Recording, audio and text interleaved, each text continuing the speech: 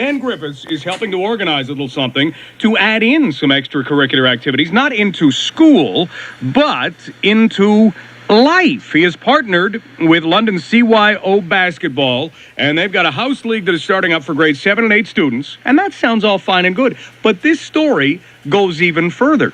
Dan Griffiths joins us now. Dan, how you doing? Very good. How are you, Mike? Not bad. So it would be one thing to create a house league, basketball league for grade 7 and 8 students. You're going a little further. What are you doing to make this a little bit more special?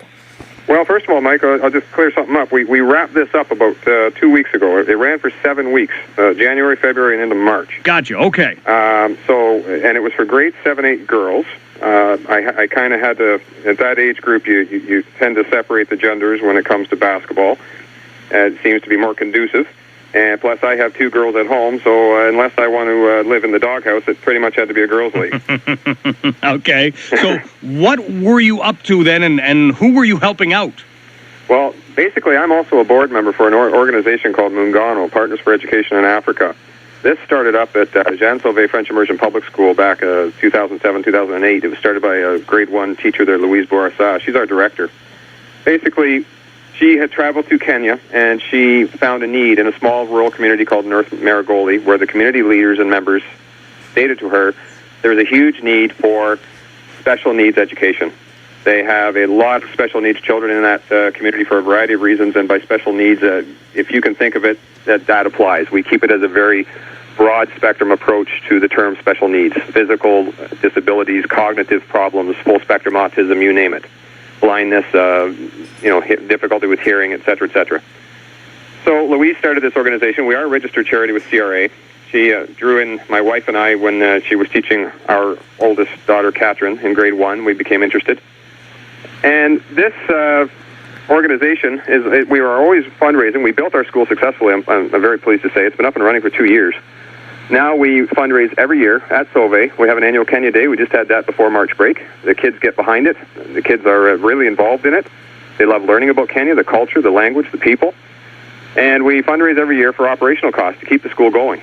Well, this year, with the loss of extracurricular activities in our schools, and because I'm a parent volunteer at Sauvé, I coach the junior and senior girls basketball teams. I didn't have a basketball season this year.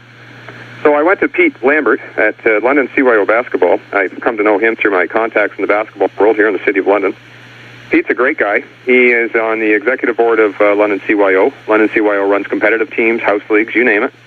And I said to Pete, there's a need here. The Thames Valley Board kids don't have anything to do. I don't have anything to do. I'm an old gym rat from way back. I want to coach. I want to get in the gym. So Pete said, great idea. Why don't we do a house league? We came up with this idea kind of together.